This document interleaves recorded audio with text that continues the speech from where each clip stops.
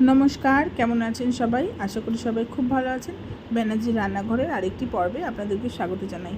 আজকে বানাবো মাছের মাথা দিয়ে মুগ ডাল। তাই এখানে মাছের মাথাগুলো ভাজতে বসিয়ে দিয়েছি, আর এদিকে প্রেশার কুকারে 4টে সিটি দিয়ে সুন্দর করে মুগ ডালটাকে সেদ্ধ করে নিয়েছি। এখানে আমি কাতলা মাছের মাথা নিয়েছি, আপনারা চাইলে রুই মাছের মাথাও নিতে পারেন। খুন্তির সাহায্যে মাছের মাথাগুলোকে একটু হালকা করে ভেঙে ভেঙে দিয়েছি। খুব সুন্দর করে কড়া করে ভেজে নিয়েছি। কড়াইতে তেল রয়েছে, তেলের মধ্যে ফোড়নে দিয়ে দিলাম গোটা গরম মশলা, তেজপাতা আর শুকনো লঙ্কা। ফোড়নটা ভালো করে একটু ভাজা ভাজা করে নিয়ে দিয়ে দিচ্ছি এখানে একটা পেঁয়াজ কুচি।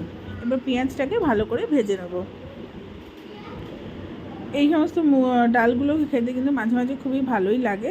আমার বাড়িতে অনেকটাই মাছের মাথা ছিল, তাই এইভাবেই আজকে ডালটা বানিয়ে নিচ্ছি। পেঁয়াজটা ভাজা হয়ে গেলে দিয়ে দিলাম এখানে কিছুটা টমেটো কুচি। এখানে আমি একটা বড় সাইজের টমেটো নিয়ে সেটাকে দিয়ে দিয়েছি কেটে। এবার এখানে দিয়ে দিচ্ছি রসুন বাটা 1.5 টেবিল চামচ মতো, আর দিয়ে দিলাম 1 টেবিল চামচ মতো আদা বাটা।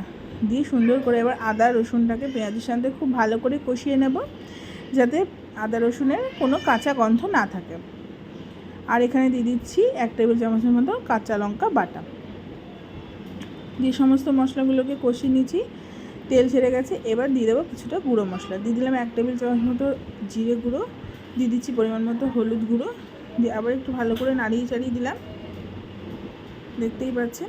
এবার দিয়ে দিচ্ছি এখানে সামান্য একটু ধনে গুঁড়ো। দিয়ে আবারও এটাকেও ভালো করে নাড়িয়ে দিচ্ছি। আবারও এটাকে ভালো করে নাড়িয়ে চাড়িয়ে এবার একটু সামান্য জল দিয়ে ভালো করে মশলাটাকে কষিয়ে নেব। জলটা এই জন্যই দেওয়া যাতে শুকনো মশলাগুলো পুড়ে না যায়। এখানে তারপরে দিয়ে দিলাম 4-5টা কাঁচা লঙ্কা।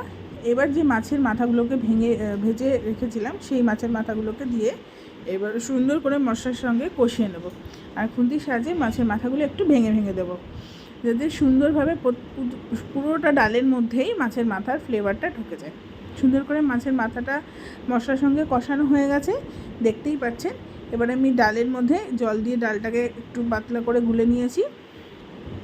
এবার সম্পূর্ণ ডালটাকে ঢেলে দিলাম, দিয়ে ভালো করে এবার মিশিয়ে নিচ্ছি। যদি এখানে আপনাদের পরিমাণে হলুদ কম মনে হয় তাহলে একটু হলুদ অ্যাড করে দেবেন। এবার ডালটা ফুটতে থাকছে। এবার পরিমাণ মতো আমি এখানে লবণ দিয়ে নিচ্ছি। ডাল সেদ্ধ করার সময় আমি একটু লবণ দিয়েছিলাম, তার জন্য আমি লবণটা কিন্তু যখন মাছের মাথা কষিয়েছি তখন কিন্তু দিইনি। এখন যখন ডালটা ফুটে উঠেছে তখন কিন্তু চেক করে দিয়েছি। সম্পূর্ণ ডালটা সুন্দরভাবে ফুটে গেছে, দেখতেই পাচ্ছেন। একদম রেডি আমাদের। এবার নামানোর আগে দিয়ে দেবো গরম মশলা গুঁড়ো, আর এখানে দিয়ে দিচ্ছি সামান্য একটুখানি ঘি। দিয়ে আবারও ভালো করে নাড়িয়ে নিয়ে সুন্দর ঘন মাছের মাথা দিয়ে মুগ ডাল বা মুড়ি ঘন্ট ডাল কিন্তু আমাদের একদম রেডি, যা গরম গরম ভাতের সঙ্গে দারুণ লাগবে।